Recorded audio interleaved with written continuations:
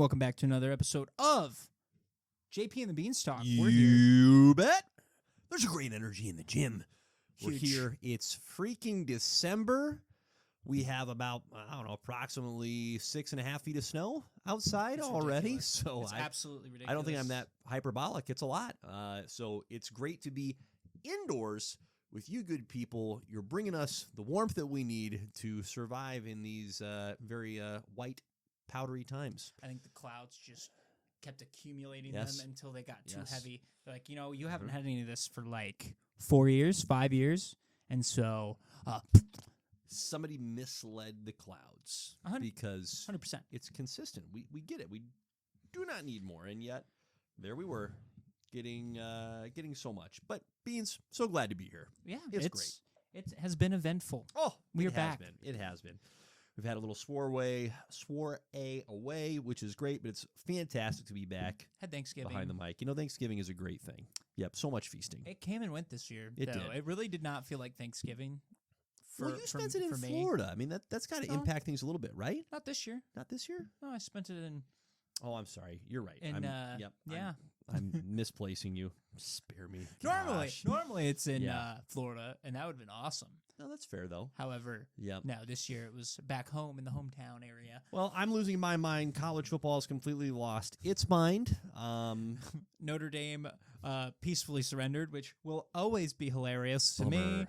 Somebody Bummer. took their ball and went home because Pouring one out for my good buddy Mike from the old Fresh Time days. Mike has many great qualities. Among them is he is a avid comic books fan. But his is one thing that I do have to hold against Mike is he is a Domer. He's a Domer fan. Join a conference, man. But Mike, Join a at least you're not your conference. brother who's a Penn State fan. Yeah, I'm glad he and I have never met. It would be a fight on But- site. But for all the chaos in the world, we're still here and we're still We potting. are. So it's great. We've got another fantastic episode in line for you. We are continuing our recap of the Marvel Cinematic Universe. On the docket for today will be Iron Man Part 2. They should have called it Part 2. It's Iron Man 2, but it would have been so much fun to call it Part 2. All right, missed opportunity, but we can do it now. Retconning is what they call that in the comics, boys and girls. Retconning. So we're going to refer to it as Iron Man Part 2. Look at that. It happened. That's how it works in comics. You just say, this is it. This is what actually happened. You just forgot, and that works. So that's what we're going to do. Plenty of news to get to, a little smattering of some popcorn items, and then, of course, a big, beefy, turkey-sized news item of note. Our good friends at Netflix have been listening to the podcast, and they said, you know what, you're right. There are too many streaming services. There are too many options. You know what we're going to do? We're going to go freaking buy Warner Bros., and we're just going to combine the two together. So we will get into that news and the potential ramifications. And then, of course, we will wrap things up with another classic JP and the Beans Top 5. So, without further ado, before we get into the news, Beans, you and I, before we pressed record, spent a few minutes to play the new Cosmic Invasion game from our good friends at Marvel. Had about 10 minutes. What'd you think? Quick little Solid. banger review. It was awesome. That would be a fun, okay, let's get together on a Saturday. We're going to grind Little this party out game. in 3 hours and Yep. call it a day. Yep. Like that. Yep. That's what that vibe felt like. Yep, totally. Some good tag team functionality where you get to play with multiple characters. Kind of a random assortment in terms of the overall lineup. You have some expected candidates like your Captain America, like your Iron Man. You have some a little more randos like Better Ray Bill. Sure, he's there.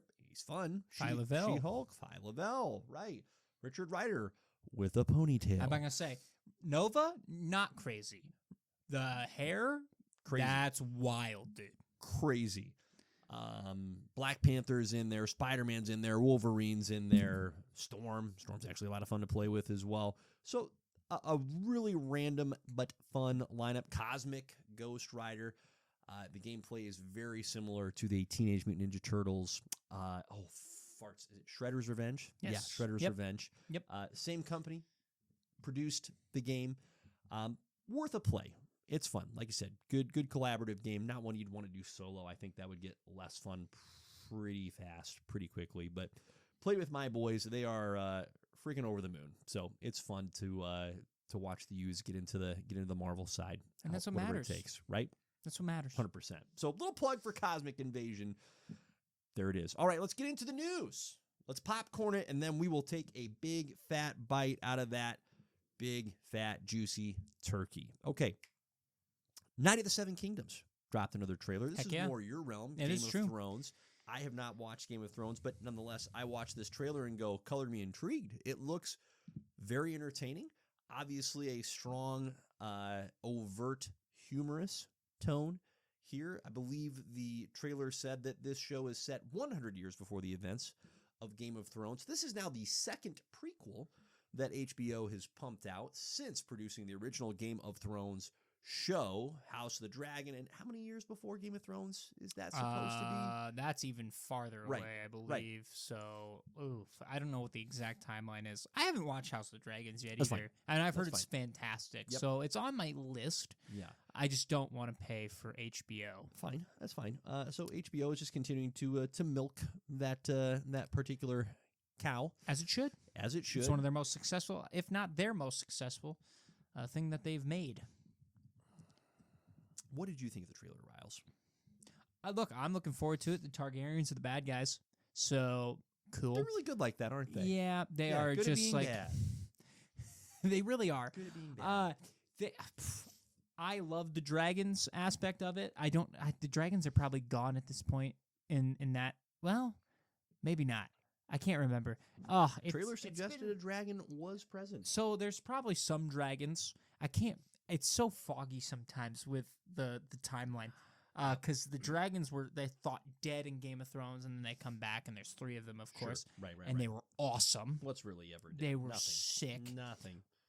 So I'll be curious to see, because this is 100 years. This would probably be Daenerys's grandfather or Sure. great uncle Yep. or something along that line. It'll Yep. be that part of the family tree. So I'll be Yep. very curious to see if we get to see the Mad King born.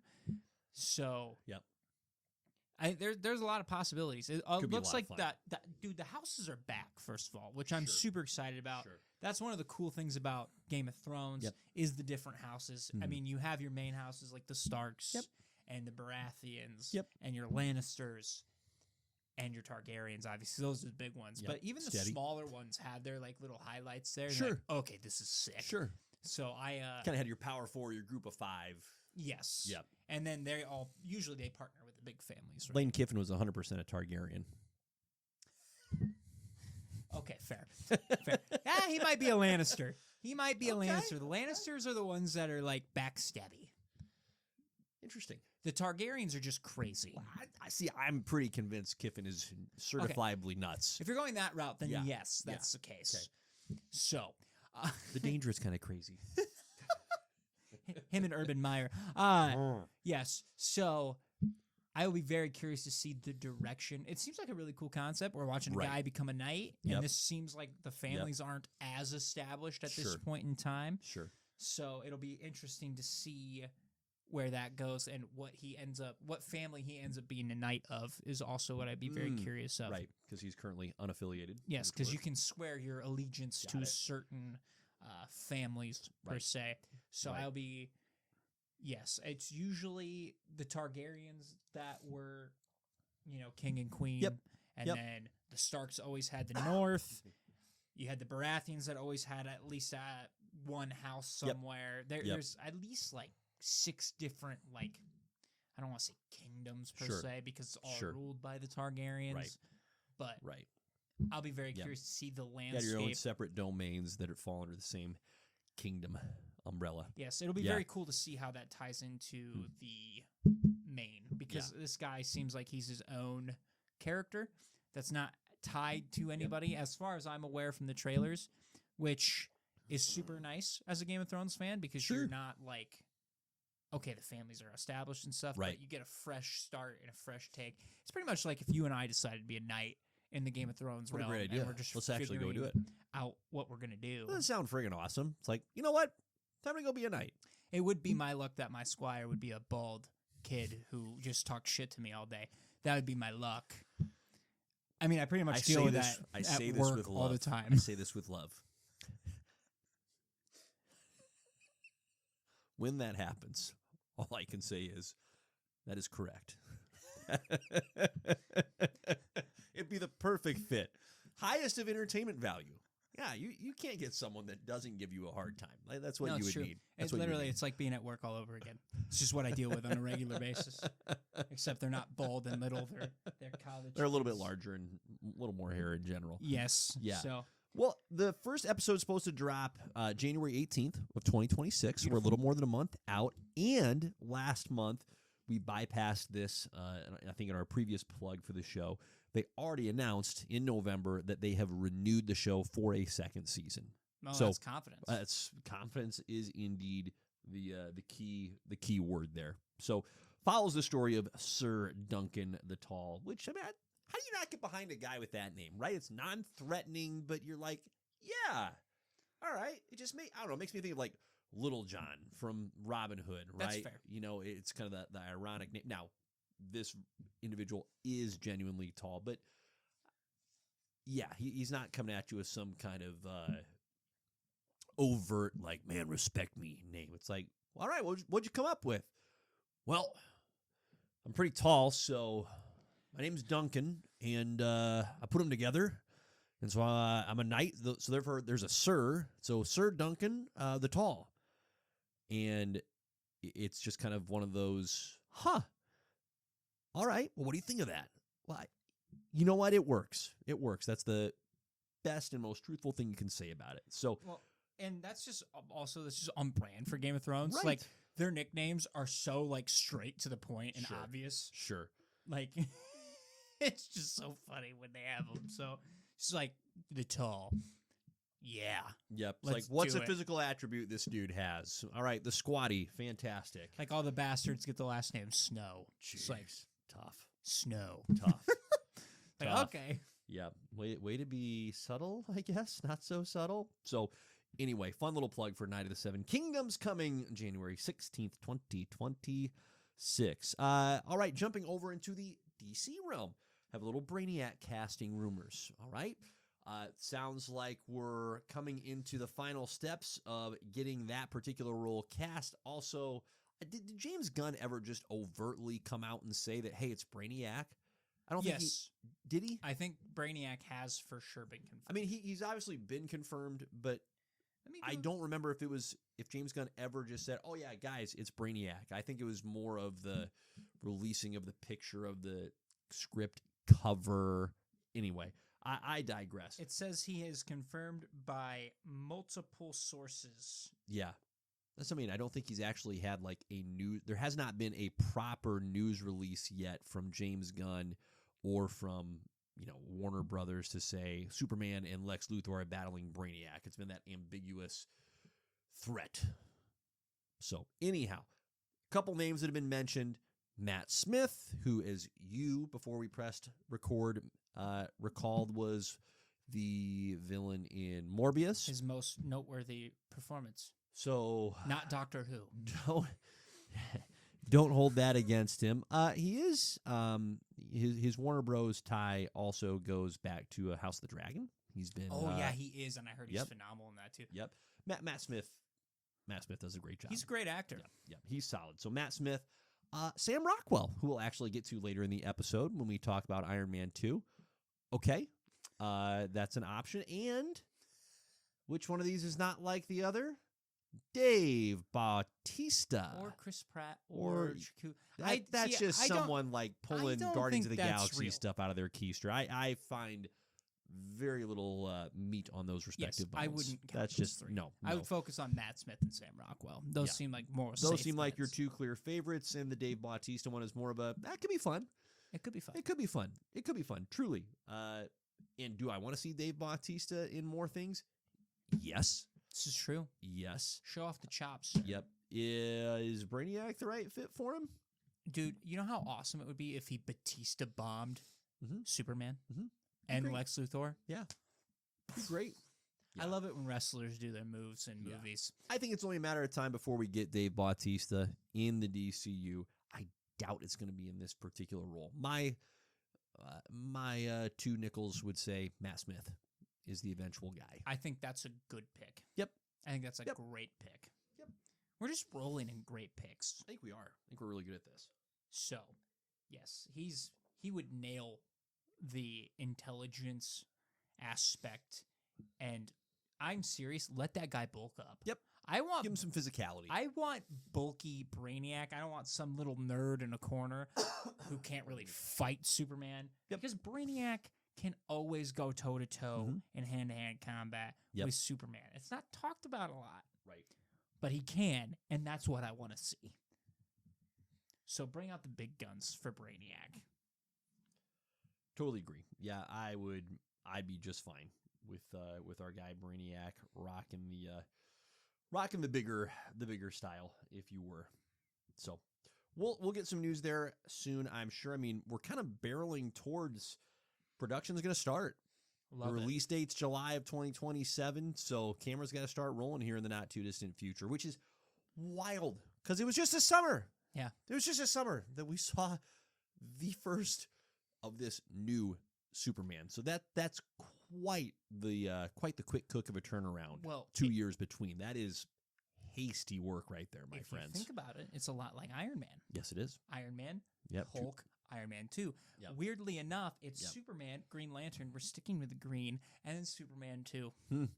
History repeats itself. Life is a cycle. Who knew? just a Speaking circle. of those dear sweet lanterns, on our previous pod, we expressed one of the things we're grateful for was lanterns coming in early 2026. We Wrong. were wrong. We've Wrong. been lied to. The only good Cheated. thing we can say is we were Stolen from. All of us were lied to. Highway robbery. Yeah. Maybe it has Yes. something to do with the fact that Night of the Seven Kingdoms is rolling out in January of 2026, and they don't want to overlap. They being the overlords at HBO Max, and they said, "Hey, let's give ourselves a little room to breathe here." And so, Fine with me. whatever the rationale may be, all that being said, Lanterns has been delayed until late summer of 2026. Now, I do think we are genuinely close to getting some first teaser trailer footage, as that has been shown to a select audience. So I think we're closer, not further away, of course, but I also think there's a non-zero chance that we're waiting until the Super Bowl before we get a trailer. Oh, for I that. think it'll happen before. I would. You think not- before? I think it'll happen before the Super Bowl. You think we're gonna wait till February? Listen, when they say late summer of 2026, they don't have any reason to be in a hurry. Yeah, but they already dropped it. And To a it's to a very- small audience. Yeah, to a small audience, and How long was the Fantastic Four gap from Oh, that wow. little tease to the trailer drop? yeah, that's a good question. I don't know. I won't be bothered at all if I'm wrong and we get the teaser before the Super Bowl. It just feels Super Bowl to me. I would say college football playoffs. Championship game? Yep. Okay. That's when I That's would a great drop pick. it. That's a great pick. When we have That's a Indy. great pick. Well, not well. Hopefully it's Oklahoma, but I think it'll be Indiana. I saw that, by the way. I was like, oh, we get Alabama. I think we can beat Alabama again. And I saw Indiana. I'm like, I don't think we can beat Indiana. No. But who knows? No, I don't think anybody's Sidetracking. Sorry about But- that, everybody. Anywho, yes, I'm very pumped. That would be my guess, though. January-ish. I bet early January when the national title game happens, Okay. we will get Okay. at the half. Well, speaking of teasers and trailers and whatnot, we did have this drives me nuts. I can't believe this is a thing. Like, this is why people hate America, and I love America. But this is why people hate America, because we can't just be satisfied with a teaser or a trailer. No, we have to have a teaser for the teaser, which is what happened earlier this week when James Gunn dropped the teaser for the teaser of the Supergirl movie. Stop it. Just either release a teaser or release a trailer, but don't tease the teaser or tease the And it- whatever. and- We're not going back. Fine. It is what it I just don't like it. And right? it's Old man just- yelling at cloud here. I love how it's just Supergirl. Yep. And she's just hungover. Yep. And she's waiting for the Sitting on- ship to land. Right. Waiting for the bus. Waiting for the celestial bus. Like, why? Truly. Yeah. So June 26, 2026, by way of reminder, is the release date for that next DCU film. I wonder why I wonder if there is something to, if we're talking late summer 26 with Lanterns, I wonder if there's something in the storytelling sequencing that made James Gunn go, ooh, we should tell this story after the Supergirl movie. I don't know. And we won't know for months, but just a little nugget for those that care to chew on a bit. It's happened before. I mean, we watched it with Peacemaker season 2 last episode, and that was awful. So hopefully it's not a whole change of recording and anything like that. Yep. But it did need to be after the Superman movie. So fair enough. All right. Well, let's get into the big, beefy main course of this particular news meal. Netflix has a deal in place to acquire Warner Bros. For, and yes, I say bros, not brothers, because it's just more fun to say. Bros is better. Say bros. And it's what Lego Batman says in the Lego Batman movie. Warner Bros. Warner Bros. Come at me, bro. Acne. The news reports have anywhere from upwards of 82 billion with a B to somewhere in the 70 billion range. I mean, either way, it's a silly amount of money. You don't even have that money. Yeah, don't ask me how it works. Do you know what we could do with one bill? They're sitting on 80 bill, a movie company for entertainment. Yeah, it almost seems like laundering money through artwork. That's what it feels like to me. Oh, yeah. Let's not pretend this is anyway. Now, part of the lead up to this, and then we'll get into some of the more, I think, entertaining elements of this news story for our purposes. Paramount had been in discussions with Warner Bros. To purchase Warner Bros. Warner Brothers said, let's go with Netflix. Paramount has responded. This news just came out even this evening with a, quote, hostile bid of $108 billion. Again, just that was Paramount's mind-melting stuff. Right. So the point is, we are a long way away from any kind of finality when it comes to this deal. So we'll acknowledge that. Setting the context here, let's, for all intents and purposes of this conversation, say that this deal is going to go through. Netflix is going to absorb Warner Bros., HBO, and let's have some fun with that dialogue. So without further ado, Beans, your thoughts? For the love of God, keep James Gunn. That's the first thing that comes to my head. Because I don't know if you remember, but there were rumors a couple years back, mind you. Maybe I'm hoping in my head it's been at least more than a couple of years. Sure. But back when the Zack Snyder movies were getting a push to get brought back, I believe Netflix was rumored to try to buy the rights to the Zack Snyderverse to continue that. Don't do that. Yep. For the love of all that is holy, just keep James Gunn. You're gonna make money. Don't make it any more complicated than it needs to be. Yep. That's my one thing there. Yep. Secondly, I would be very curious, now that this is a streaming platform, how they're going to do their movies. Because now, we have Netflix original movies, right? That are just like meh for the most part, outside of a few where you're like, oh, but they tend to be successful outside of Netflix before they become Netflix movies. Right. I don't think they would do this, but do you think, because it is Netflix, do you think they have a very limited window for Man of Tomorrow would be released under this umbrella probably in this timeline?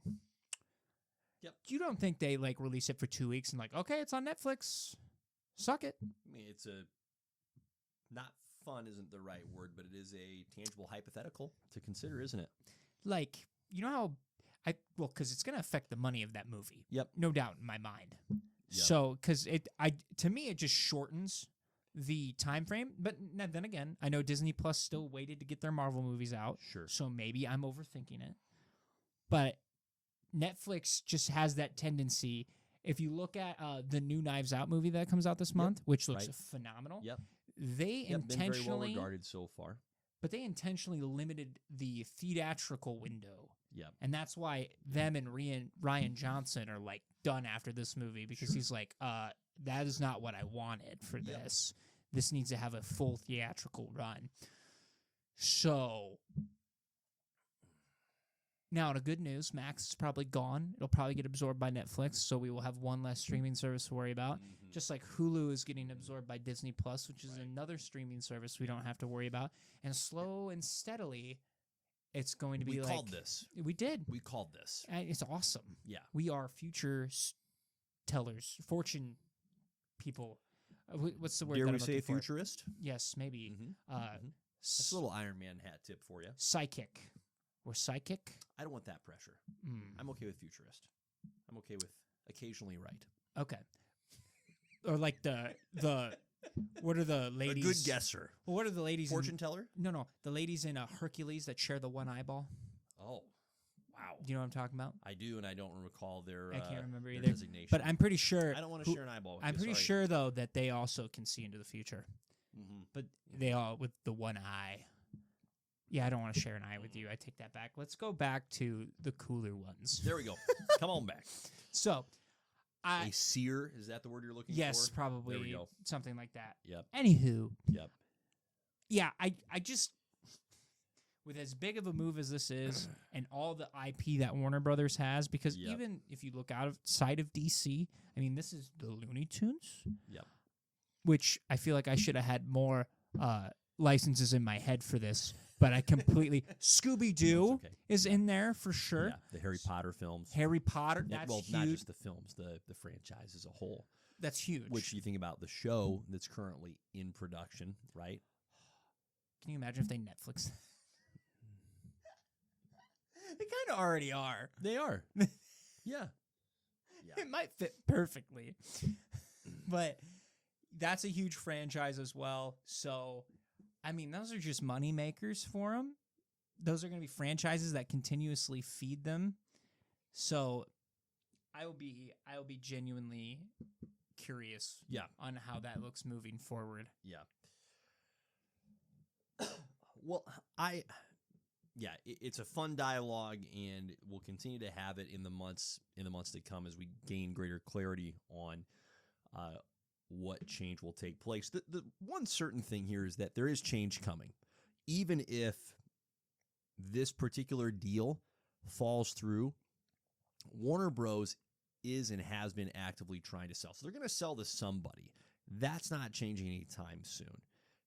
That's off the table. So somebody is going to absorb Warner Bros. So Paramount, Netflix, it doesn't, I don't think, matter a whole heck of a lot, other than the fact that the big piece with Netflix is their foundation is and continues to be streaming. So one question that I have, and this is those that are saying, oh, woe betide all of us in the entertainment world, this bears ill for I don't know why I'm trying to speak. Old Thor, spare me. Sorry, everyone. Where I'm going with this is those that are really down on this deal are saying, well, this sucks for the movie industry because it means that more shows, movies in particular, are going to go straight to streaming. That's a possible outcome, certainly. However, if you are Netflix and you're in, which you are, so I'm just stating facts here to begin with. You're Netflix, yep, check. You're in the entertainment world, yep, check. You know there's a lot of money to be made streaming, yep, check. But you also know there's a lot of money to be made at the box office. That hasn't changed. Now, is it hard to do? Yes. But you know what else is hard to do? What Netflix has been doing for the last 5+ years, which is pumping out a exceptionally and unsustainably high level of content. And the reason they've been doing this is to get to this point. This has always been the end game, to absorb the competitor or competitors so that the quantity tap can be throttled down and you can have less quantity that makes you more money. Doesn't mean quality is going to be assured. There are still going to be bad shows. There are still going to be bad movies, no question. But I don't foresee, because again, Netflix wants to make money, so they're not going to take over HBO and go, all right, well, all you losers at HBO, we won, you lost, time to start doing things our way. No, they're not. You know what a smart company that buys another company does when that other company is really good, really healthy, and profitable? They say, please keep doing what you're doing. Let us know what you need, but keep doing what you're doing. They're not going to come in there and say, all right, well, this model clearly doesn't work. We just talked about Game of Thrones. We just talked about the Harry Potter franchise, the Batman franchise. I mean, that's, I think, what's somewhat bizarre about this transaction is Warner Bros. Isn't hurting. Warner Bros. Has been doing well, relatively. So it's not as if they're in dire straits going, my gosh, we need someone to just put this gift horse down. It's like, no, it's a healthy and robust industry franchise that is being sold to another entertainment powerhouse.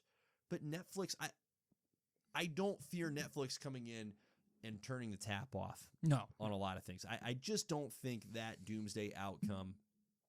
Is it technically possible? Sure. But is it realistic? Not in the slightest. Netflix is acquiring Warner Bros. Not to change what Warner Bros. Does, but so that they can make the money off of what Warner Bros. Is already doing. Yes.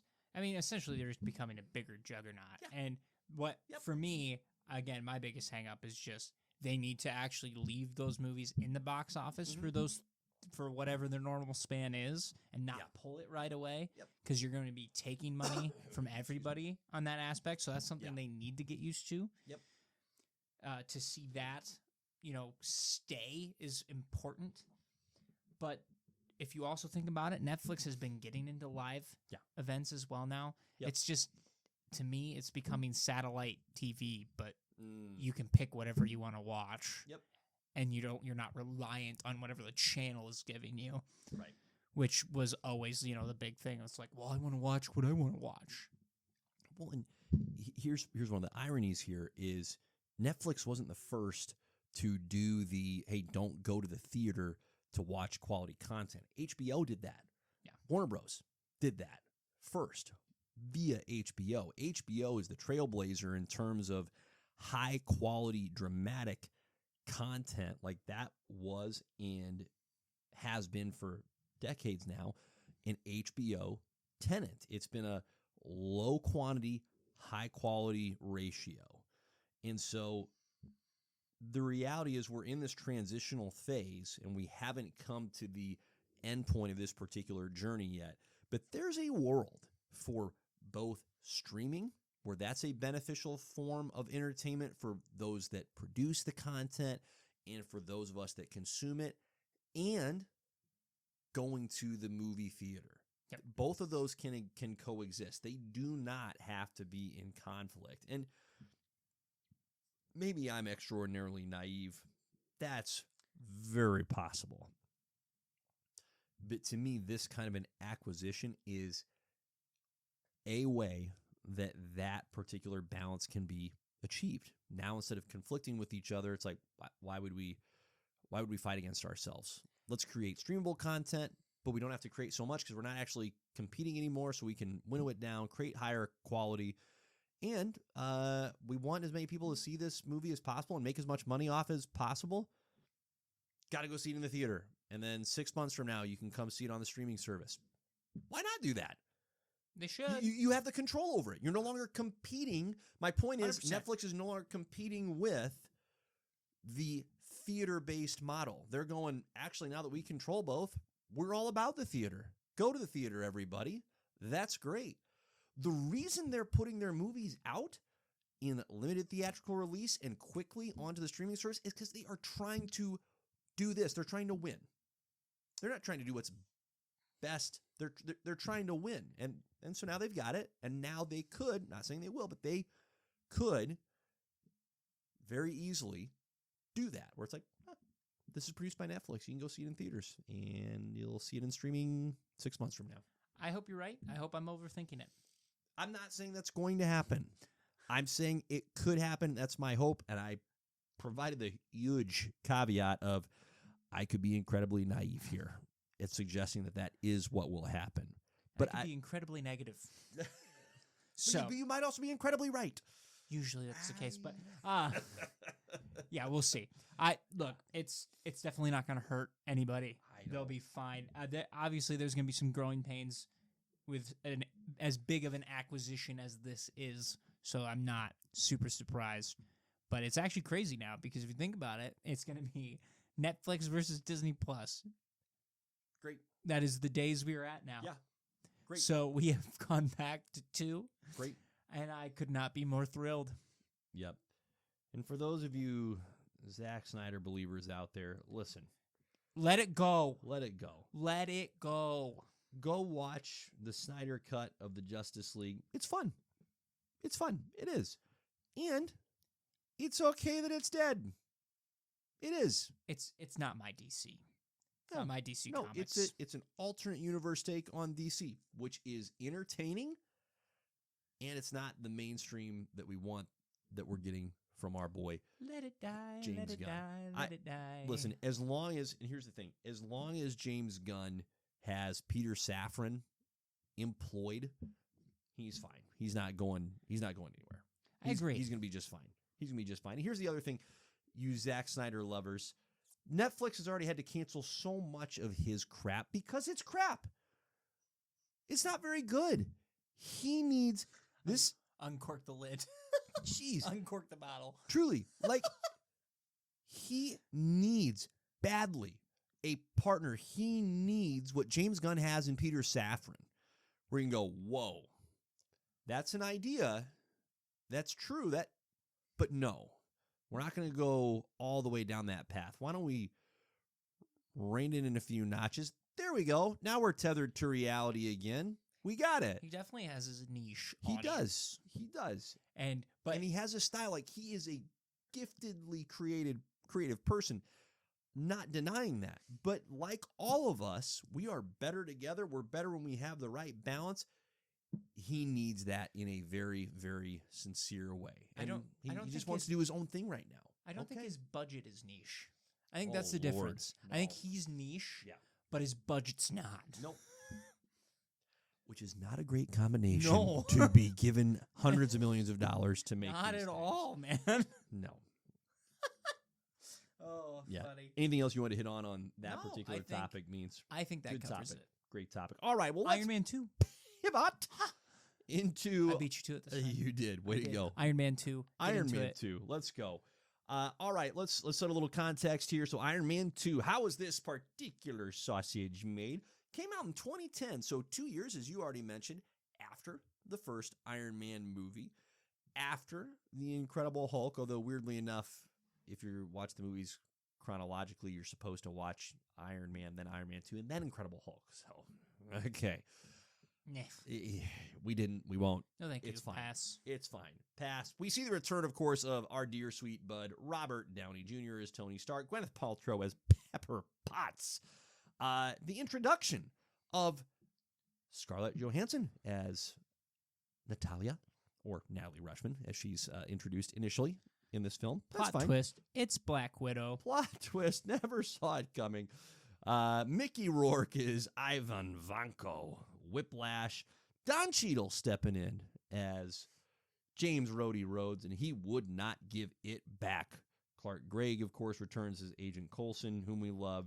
Jon Favreau in the director's seat, and of course, taking some screen time as the one and the only Happy freaking Hogan. So the gang's back with the obvious change of, oh, hi, Don Cheadle. Good to see you here. How does that feel if you're, oh my gosh, why am I blanking on, I can picture him in my mind. I can see him too. Like our guy's name. Oh, that's so frustrating. Stand by.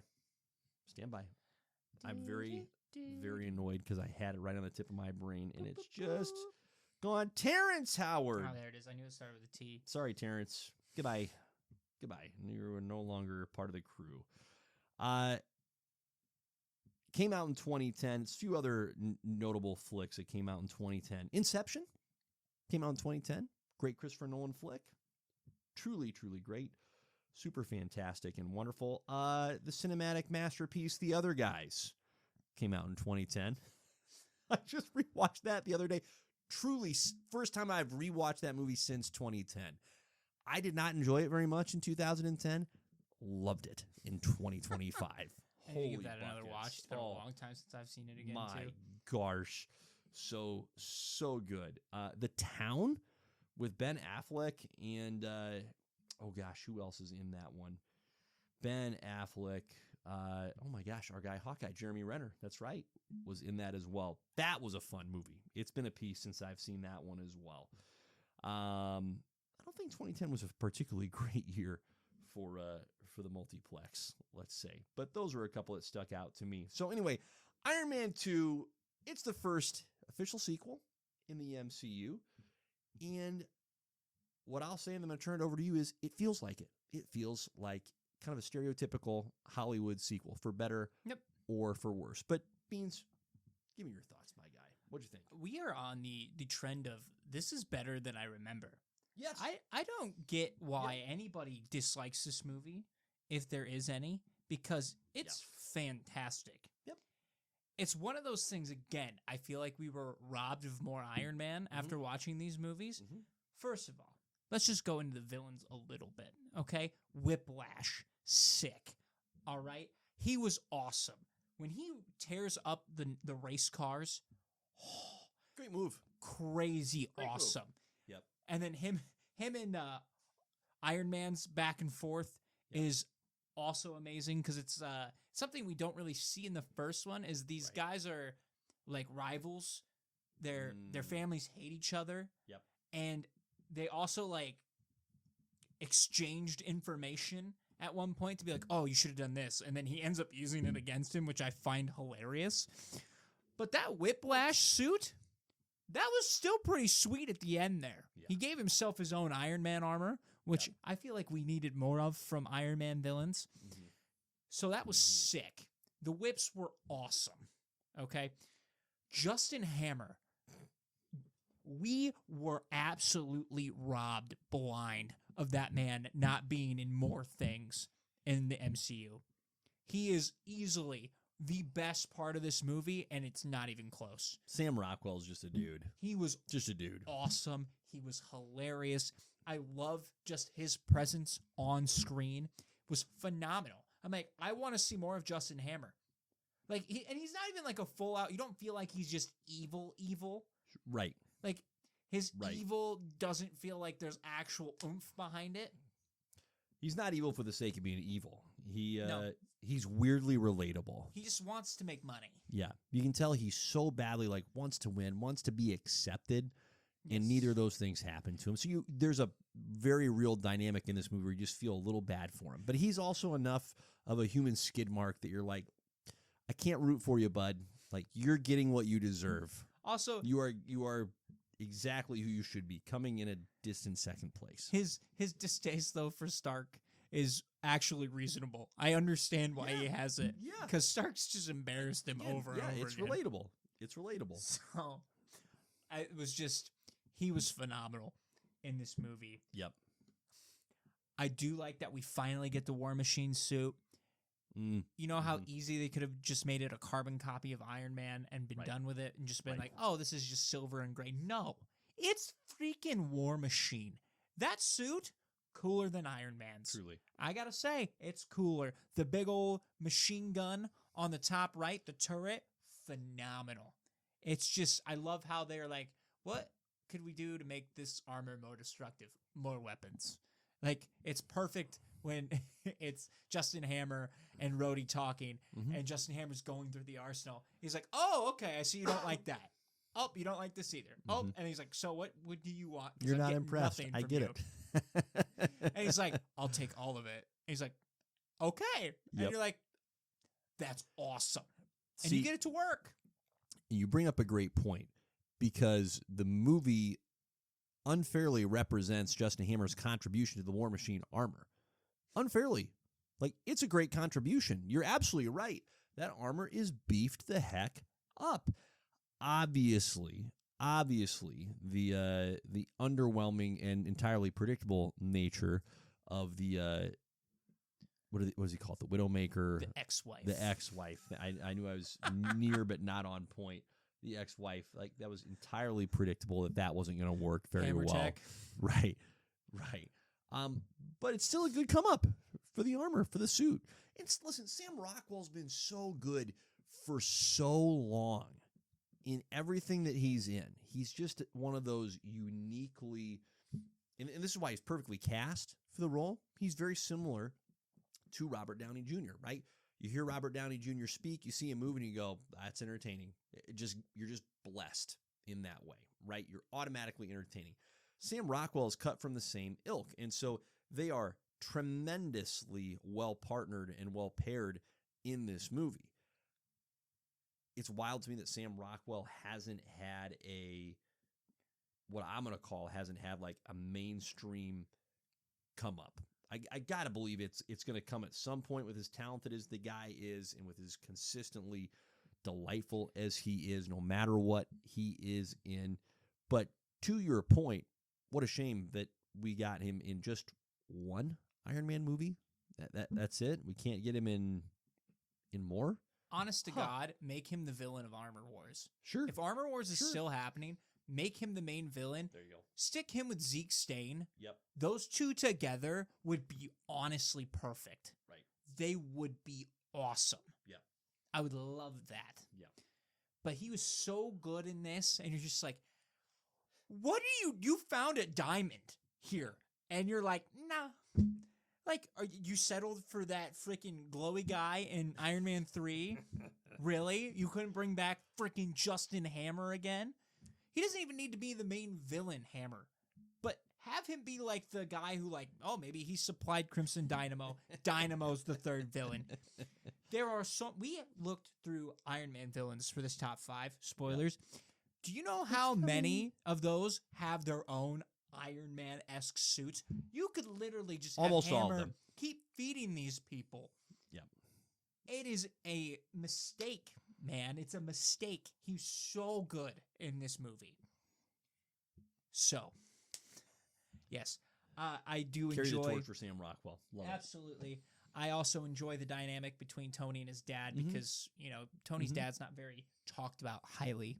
Correct. In this until this movie, and they have their little heart-to-heart moment via the video camera, and that was actually really cool to see. Like, oh, Howard was actually a very good guy. Yep. He just wasn't very good at showing it all the time. Yeah. So to have that relationship with Tony and Tony's dad, again, not like fully present, but you can see that was part of the thing that Tony's been battling throughout the first movie and a little bit of this one because of his massive legacy that he left to Tony. Yep. Like, Howard's legacy is insane. Yeah. When you think about it. It helps found S.H.I.E.L.D. So, yeah, I enjoyed that a lot. There's a lot here as well, just with S.H.I.E.L.D. being established now, Nick Fury's presence. We have Black Widow and Happy teaming up, which, by the way, hilarious scene. Pure comedy. Happy taking on one guy. Black Widow takes out the rest. A small army. The building. A small army for sure. Yep. Faster than Happy takes out the one guy, by the way. It's not even an equal amount of time. It's just okay, Happy, are you done? Nope, not quite. Oh, there you go. You did it. Well, Natasha's been done for a little bit. But if you're ready to go, let's go. Yeah, and it's also just, there's something about seeing Tony dealing with his mortality. Yep. That, like, it makes you respect it more with his choice in Endgame, where he's like, it has to be me. I'm going to make it. Because in Iron Man 2, he's thinking about dying, and he's like, not handling it very well. Not maturely. And can I blame him? Not quite. It's understandable. It's just not noble. You're just making it worse. Yeah. Instead of trying to solve the problem, which he thinks he's come to the end. Yep. So it's cool to see his journey go from, again, the lone wolf that he was so used to in that first movie to be like, I need people. Yep. And to the point where at the end of it, he's like, so you want me on the Avengers? He's like, I don't think so. Not yet. Not right now. He's like, okay. He's like, fine, you can't afford me. He turns it into a his decision, right? Where he's been told no. He's like, no, I told you no. You didn't tell me no. I told you no. Beautiful Tony Stark. Yep. So. Yep. Classic narcissism.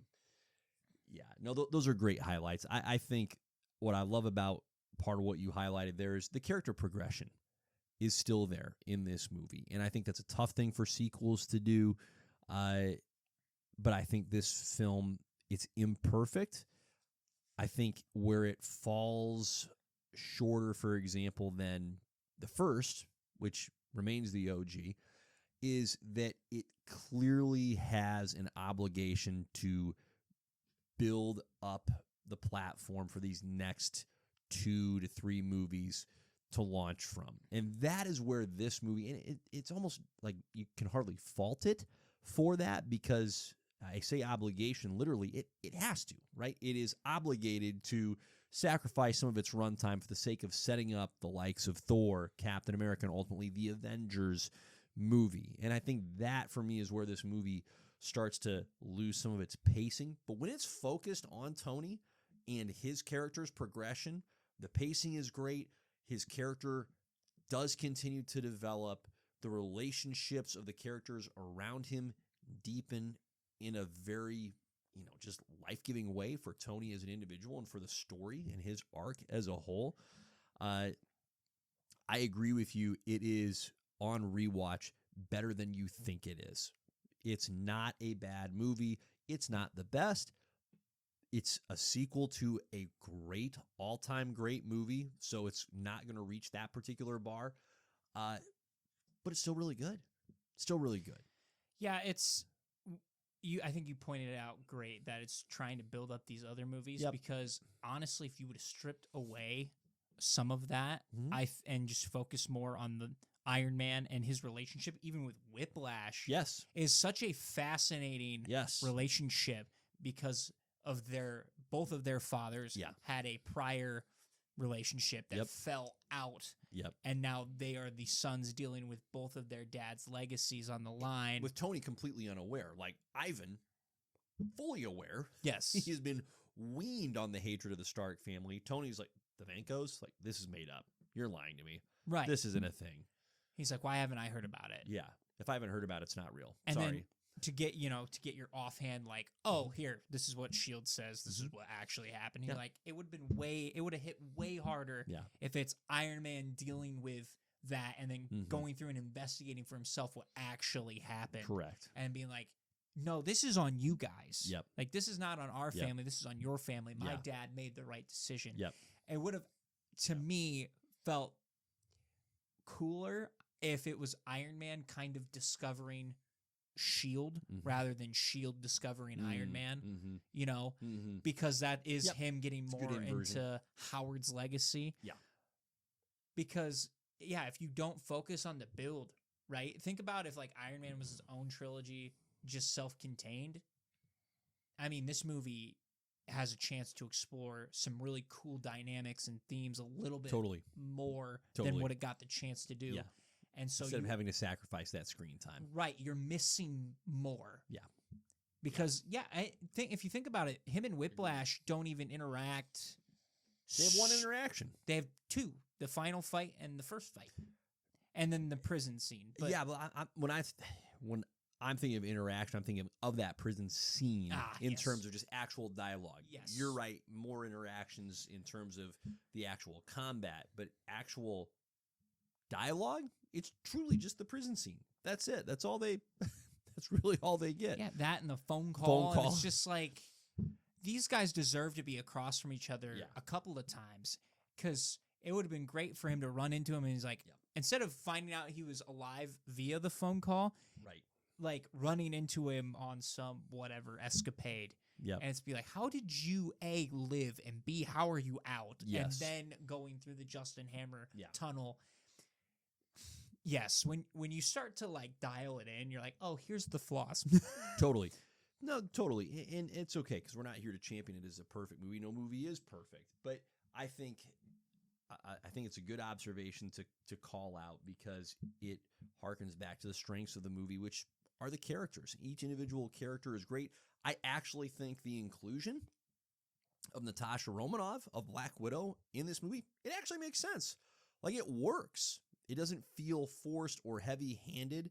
It is forced, but it also works at the same time. Like, they could have done less of the shieldness, and they could have just introduced her character and dialed way back on the she's with S.H.I.E.L.D.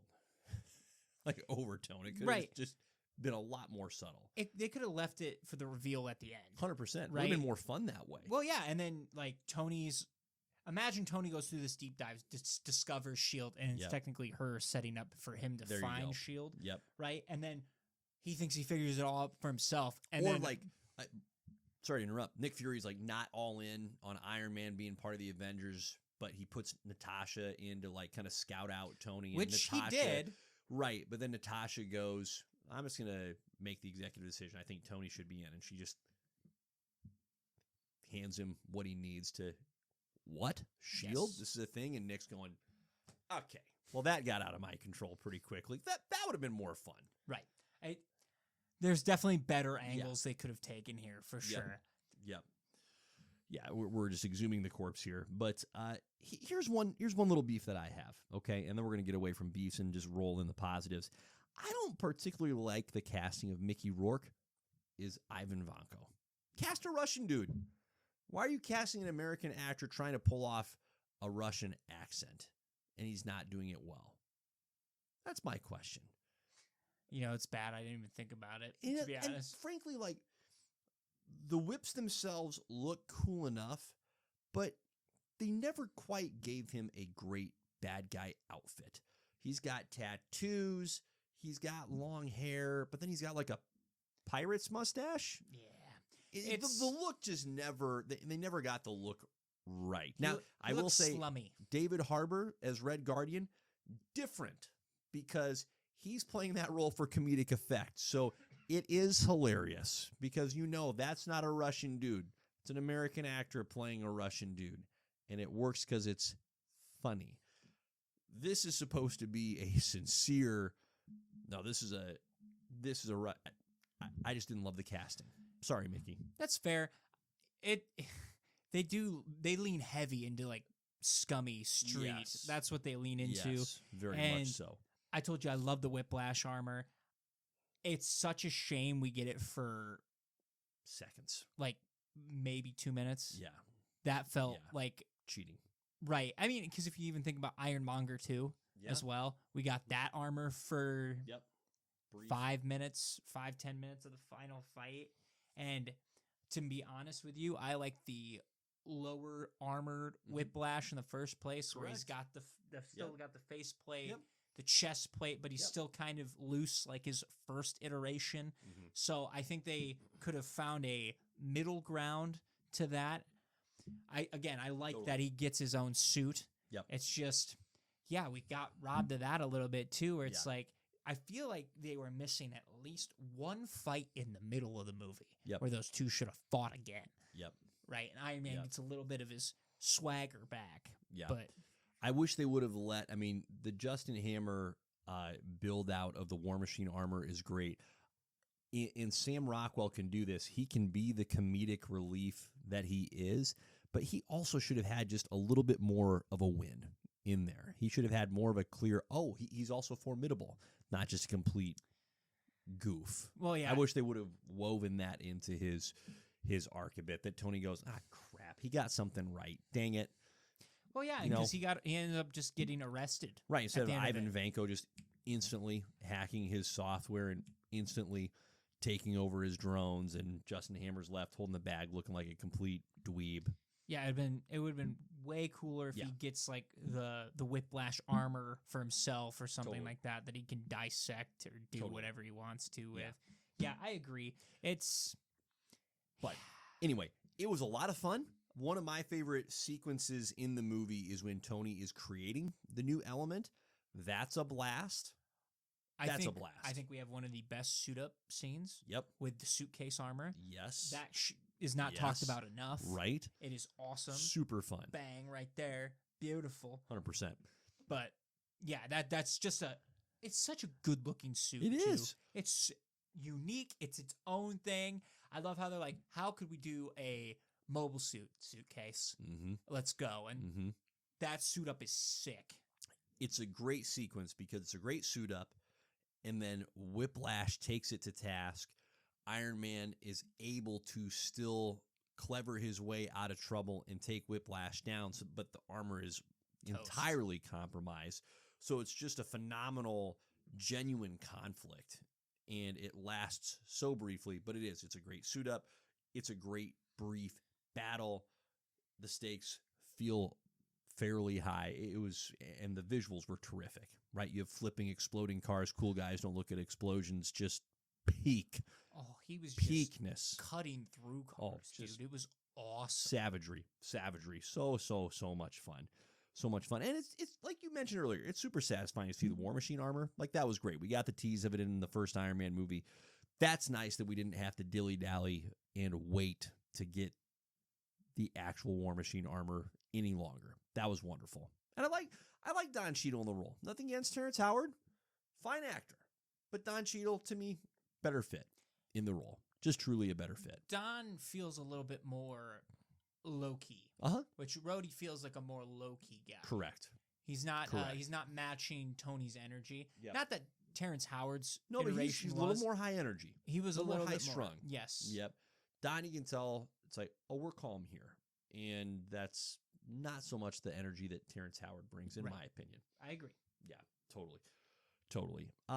For as much as the individual movie suffers a bit from the Avengers setup, it was a lot of fun seeing all the Easter eggs, right? Like seeing the pretend Captain America shield being used to prop up the infrastructure with which Tony's going to make the new element. It adds to their The dynamic Thor later on. teases. Yeah, absolutely. Like, it was still fun to witness the world building. There's plenty of phenomenal humor. One of my, I don't know why it stuck with me, but is the scene where he's buying strawberries for Pepper and the vendor, as he's driving away, says, "We believe in you."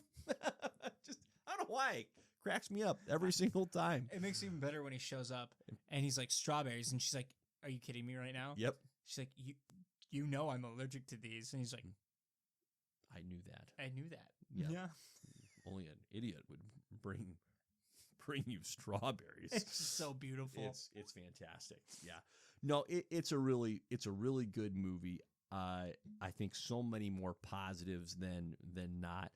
I'm not going to pull up the box office info. I remember looking at it a few weeks back when we were prepping for the first Iron Man movie. It did make more money than the first Iron Man movie, which is to, among other things, tell you the box office doesn't tell the whole story, right? Well, yeah, they're going off of the first one and be like, "Oh, I got to see this again." 100%. And we see the same dynamic take place in Iron Man 3. But overall, I'm grateful for this movie. I'm glad that it worked. Was it perfect? No, of course not. But it got more right than it had its missteps. It set the table for the movies to come. Came in at just a crisp 2 hours and 4 minutes, so even shorter than I remember it being. But at the same time, I would say about the right runtime. Some of the content, like we just discussed, I would 100% shift around. But overall, that's about the right amount of time for this movie to take up. So, any other thoughts on that one there, Beans? Nah, go watch it. It's great. 100%. It's so Rewatch much it, better you'll just be delighted. than you remember it Yep. if you've seen it before. Totally. All right. There's your Iron Man 2 recap. Next on the docket, we've got friggin' Thor, right? Thor is a Captain America. Ooh, I said that really confidently. Oh, I was confused. I thought you Yeah. were talking top 5. Great question. Let's look it up. Who's going to Google it quicker? Who's going to Google it? It gonna is be Thor. you. Thor. Damn it. Yeah. Okay. I lost it. That's right. I was confident and then immediately not confident and then confident again. I don't So- know how excited I am about seeing that one. But then again, I said that about the Hulk, and I ended up liking it more than I remembered. So maybe that's the lens I have to go in with. I think you're going to have a similar experience of, it wasn't as bad as I remembered. Yeah, It's fine. that's what I think. Yeah, there's some good redeemable qualities about that one. All right, but let's stay on the Iron Man track. It is time for another classic JP and the Beans top 5. Today's top 5 Iron Man villains. Spoiler alert, it's going to get weird because they are nothing if not bizarre.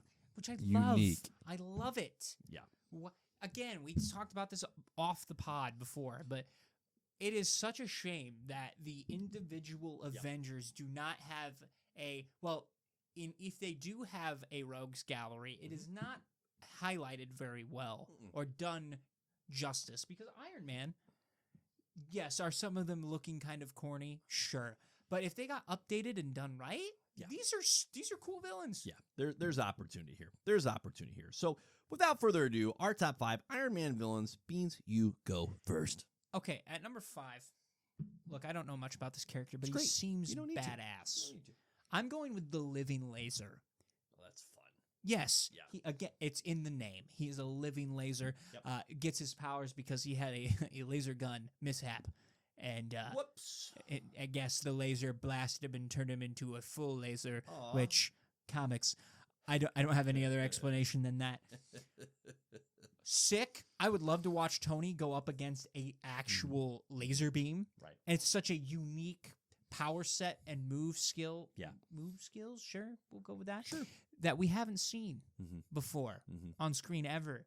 So, yeah, let's go Living Laser at number 5. That's great. I love that. Living Laser at number 5 is fantastic. My number 5 is Madame Mask. Here's why. Love interest. Fair. All right, that Nah. ties into it. And by love interest, I mean former love interest.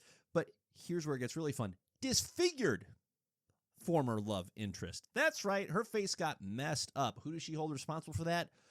Tony. Of course, why not? Of course. Why not? So how formidable is she really? I don't know, but former love interest that's disfigured, 100%. That's a recipe for a good villain no matter who the hero is. Honestly, it's amazing that Tony doesn't have more women in his villain category that are just He should. scorned former He lovers. should. He should have so many former scorned lovers that just turn into supervillains. I think one of the themes here of why doesn't Iron Man have a more robust rogues gallery is not enough of them have great names like the Living Laser. Like, that's fantastic. It's corny, but it works. Madame Mask, it's like, Meh. you're saying that because you're female and you're wearing a mask. Yeah. Do better. And you spelled it with a QUE, Yes. which that's just Stop it. that's what we call tool behavior. Stop That's it. such a tool move. Yep. Very, very much so. All right, my number 4 is Whiplash. Why? Because I think it's ridiculous. Are you kidding me? A guy's going to fight Iron Man with actual whips? Electrical whips. That's wildly awesome. hilarious and awesome. I don't think it should work, but somehow it does. And listen, they make it work in the movie. So that's my number 4, Also, Whiplash. whips- It's just what a wild, wild idea. Well, whips aren't used enough as weapons in comics. Like who else? Catwoman. Catwoman. Ugh, lame. Lame. Indiana Jones. Sick. Does it the best. Yes, Does it the best. It's indie, Mhm. and that doesn't even count. So when you talk about superheroes and supervillains, I guess Wonder Woman, is that a whip though? That's Lasso. That's a lasso. Lasso. It's So distinctly a lasso. It's a rope with a circle instead of just a Not rope. a whip. Not a whip. So yeah, it's Catwoman. That's it. That's lame. Yep. More whips, please. Mm-hmm. Okay, my number 4. That can be translated in multiple different ways. Keep going. My number 4, I like the Crimson Dynamo. Mm-hmm. Apparently, there have been a lot of iterations of the Crimson Dynamo. I just Who like among the us? idea of a Russian Iron Man. Exactly. I'm Yes. assuming when he was around, it was during the Yes. prime of the Cold War. Of course. So it's Iron That's Man. where all these it's- friggin' Russian. Right. America versus Russia. A Yep. tale as old as time. Yep. It's Gotta his- beat him to the moon and beat him in the Iron Man suit. Yeah, exactly. It's Iron Man's Draco. Like, Yeah. that's just who this guy is. Totally. I love it. Totally. And he's a lot more bulkier looking, I think, than Iron Man. He has so the 1960s NFL shoulder pads. he does. on He purpose. does. He's like in a the modern tank. era. Yeah. He's built like a tank. Yeah. He saw Dick Butkus highlights and he goes, I'm modeling myself after that American football player as a Russian Iron Man ripoff. So it's amazing. It's true. It's amazing. Number 3. Number 3, sir. This is where the movies come into play. Mm-hmm. Justin Hammer's at number 3. Yeah, it's great. Justin, It's great. again, this is purely off of Justin Hammer Iron Man 2. I am Yep. riding Mhm. the high Mhm. that I had from that movie. He's fantastic. I would have loved more of him. Again, we need more like adversaries for Tony, not just on a robot suit level, but this is a business level. We're getting an insight on Stark Industries competition, Yep. right? And you don't really see that outside of this movie. And so to have that guy there, and he's not necessarily in the suit either, he seems like he's more of a supplier and maybe sending robots after people. That's fantastic and great. Yep. But Yep. I Totally. like Hammer at 3. Hammer at 3 is great. My number 3 is Crimson Dynamo for all the reasons you just laid out there. Like it's big, it's bulky, it's Russian, it's outrageous. Absolutely. Just get straight to the point. Give me you know? more of it. It's, Give me it's more. just easy, nice singles. It's actually a fun name too. Crimson Dynamo. Like, all right, you know what? Great comic book villain name. That's really all I have to say. no, it's true. My number 2 is the Mandarin. Like, I love the idea of magic versus tech. That is almost always a really fun conflict when those two come into pass. Like, which is going to beat the other? It usually comes down to the cleverness of whoever is wielding said magic or said tech. Now, we have not had the Mandarin done right Nope. in the MCU. Not even close. Nope. Not even close.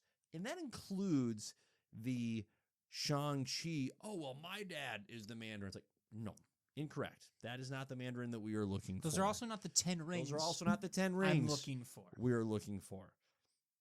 It's also quite clear Marvel has no idea what they're doing with those 10 rings because it's been a while since we've seen them. But I digress. In theory, the Mandarin should be a phenomenal Iron Man villain, and maybe someday we'll get that big screen come up. But in the meantime, again, I just love the, hey, magic versus tech. Let's go. That's great. And see, we got the magic versus tech, but it was Ironheart versus the Hood. Not the one we were looking Not for. the one we were looking for, but it did work. But it did worked work. well in that context. It did. Yep, Yes. very much so. You're number 2, sir. My number 2, again, this is off the movies. I have Obadiah Stane. Yes. Easy Obi does a nice job. peasy. Yep. This was so great to watch Tony with his, not only his mentor, but his dad's Yep. partner in crime. Yep. Watch this man essentially turn on Tony low key. Tony not seeing it coming. It's his first big betrayal. Yep. And again, this comes with the company, man. But Mhm. the Ironmonger suit versus Iron Man in that movie, phenomenal. And Indeed. it is a damn shame we only saw it for about 10 minutes. Indeed. It should have took up half the movie. Yep. You realize when you think about it, we spent a lot more time in the desert than I would have liked. Yep. Yep. But Yep. either way, not going to poop on that movie. That movie is fantastic. Okay. But Obadiah, Deserved to not be killed in that movie. agreed. Yeah. Oh my gosh, he Yeah. should have stayed around. Just like Whiplash. I mean, it's just kind of Jeff- an unfortunate theme. Keep these dudes around. Dude, Jeff Bridges was so good in He's this phenomenal. role. That's who he is. And it's quotable to this day. Yeah. Quotable to this day. Yep. My number 2. Yeah. It's great number 2. Your number 1, sir. My number 1 is the Mandarin. Now, I grew up with the Iron Man cartoon where the Mandarin was the main bad guy. Yep. And from what little I remember, very creepy. Very creepy. They gave him like, Heavy on the creep. they really leaned into like the old Yep. like fingers. Old you know what man I mean? of the Where it's Orient. Yeah. like I feel like my hand would shrivel if Yep. he touched me kind of Yep. vibes. Look, 10 rings is honestly ridiculous. It looks stupid Comical. beyond belief. Comical. There's a reason none of us are wearing 10 rings on our fingers. Correct. 1 is enough. Yeah. 1 is Yeah, getting the plenty, job done for you. Plenty. Don't need, nor do I want more, please. Yeah, the one Exactly. is good. But I think obviously you can update it to modern times to make Mhm. it look a little bit fancy dancy. But Mhm.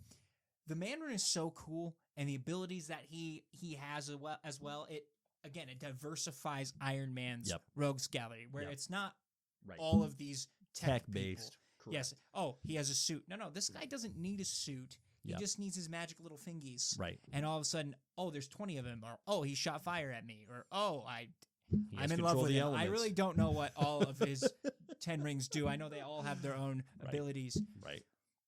but to watch that play out would have been a lot more fun to Mhm. see Iron Man play against Yeah. than freaking Yeah. just getting confounded by magic, going, well, I can't. This is frustrating. Yeah, exactly. Watching him try to figure out how to combat that Yep. would have been amazing to see him go through, because he would have been spiraling low key Oh, instead truly. of watching him go up against the frickin' extremist blow up glowy guy. yeah. Yeah. Barf. Yep. I already know what your number one I is, love that. but take it away. Now, you mentioned blow up glowy guys. Hi, Zeke Stain. That's my number Yep, one. there it is. Yeah, the Five Nightmares comic. I've mentioned it time in memoriam on this pod. It's incredible. Zeke does go the organic route with the tech, but to great effect. There is no other Iron Man or Iron Man adjacent comic that I've read where an adversary has taken Iron Man that low, unless you want to count alcohol. But I think we're trying to stay to more living and breathing adversaries in this case. So Zeke Stain is not only skilled and gifted, but boy, does he hate Tony. And boy, does he, well, you know what? It turns out he hates everyone. So makes him a great bad guy. He's just going for the chaos, people. Well, and again, we talked about the variety of villains, because it's so easy to get down the just suit of armor. Making your body into a living armor, dope. Tough. He was awesome Yeah. in Ironheart. He was pretty much the best character Yeah. in that show. I Yeah. don't think it's close. Yep. So to see that in live time, it does make me want to go read that book that you've It's read. super and good. Just dive in. It's a great one-off. You can easily dive into it and enjoy it and then pop right back out. It's super, super fun. And again, it's just building on the legacy of the Starks versus the Stains. And The whole family dynamic. fantastic. Totally. Great top 5 beans. Well done. Anything else for the good people? No, we're going to check my fantasy score right now, because I said I would do Yep. this at the end of the pod. Yep, that's right. To see That's right. if I'm in the playoffs or not. Okay, so the stakes are, you're going to first of win, all- but we need to see if someone else also lost, which means you are in the playoffs. First of all, good news is Chargers beat the Eagles in overtime. So Boom. that's great. I did not win. Oh. I lost. Oh. I lost by 2. No. No, it's fine. I'll be playing for 5th and 6th, which means I won't be playing for last, and that is good No, enough that's for okay. me. That's So okay. that hurts my heart, especially when I was number 2 in points for this year.